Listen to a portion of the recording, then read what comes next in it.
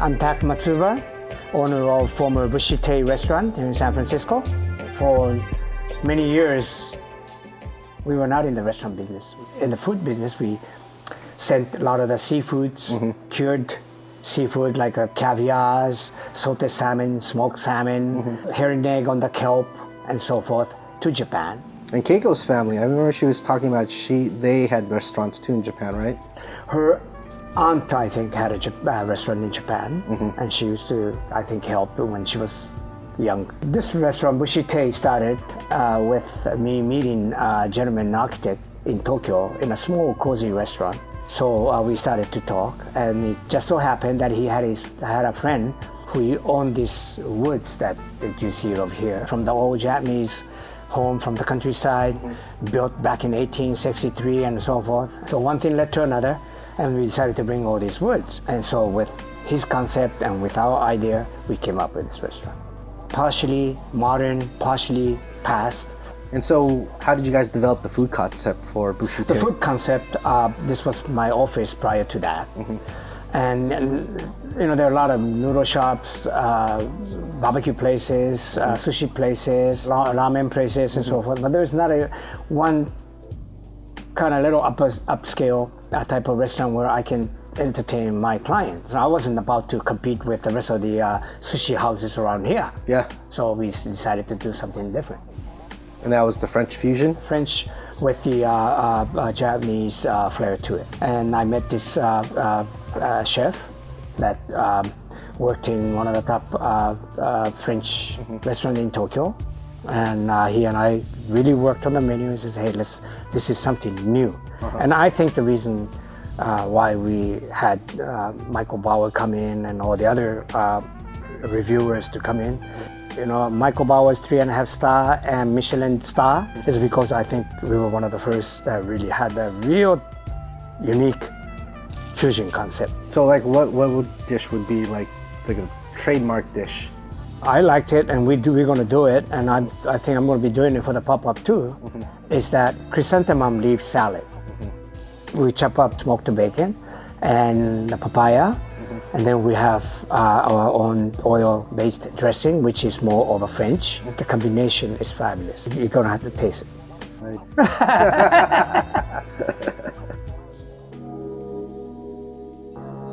You know, I think employee issue was one of the things, partnership. And then I think, you know, after Michelin, I think he meant my trusted kind of gets to your head. Yeah. And I don't blame people too. You know what I mean? You got the Michelin star. Yeah. It's like in the food industry. What's next? He was right up there along with Fleur de Lis, Hubert Keller, La Prairie, top tier, yeah. And I mean, here in San Francisco, you mentioned those places. Wow, I mean, although he doesn't probably admit it, but I think, you know, it kind of got to his head. I could see in his body language.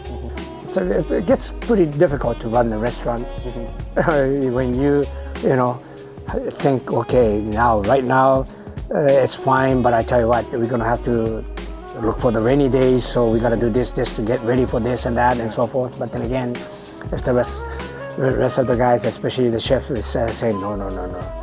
It is difficult. But after the 2008 collapse, as we all know, with that meltdown, a lot of people went for more of izakaya style, tapas style, and all that, the cheaper. Yeah, I know it's always tough. So you're happy with the experience? I'm happy with the experience. I mean, I have no regrets about it. I can close my eyes and visualize the days of Michael Bauer's crowd and Michelin star and all that. Yeah, it was real fun days. Oh yeah. You know, there's some things that you're going to have to put a period. What's the next chapter? I think in the future, more of specialized restaurants is going to pop up, like ramen place. Now they can survive on ramen alone. We thought about it and said, you know, us too, even when we were running that type of French fusion restaurant, On our days off, we ate a lot of down-to-earth food. Donburi, the okonomiyaki, some Japanese-style curry, the hard hats, and truck drivers type of food. What's hard hat food like in Japan? Hard hat food is like the guys with the lunch box before they go home. They stop by, have a couple of draft beers, and fill their stomach. It's got to have a volume. Yeah. So that's a big difference between French fusion to hard hats. Well, yeah, but you know, the food is always, if there are people that have to eat, nothing makes us happier than to see all the happy customers. And if they complain? Well, I'll go out there, talk to them, and see if we can meet expectation. With this new hard hat menu, do you want to start a new restaurant? I don't think so at the moment. We're thinking of food truck to start.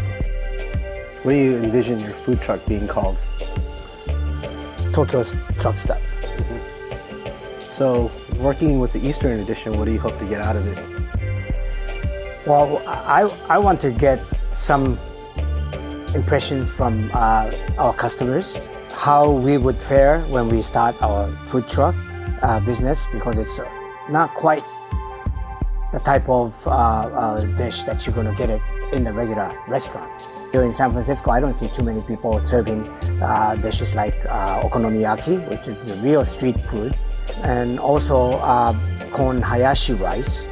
I want to see if that is going to impress people here in San Francisco, especially for our future food truck business. With the Eastern edition, I hope Tak will be successful in introducing a new type of Japanese cuisine, the hard hat cuisine for the working man. And if it works and people like it, well, Tak will be able to open up a new food truck for everyone to enjoy.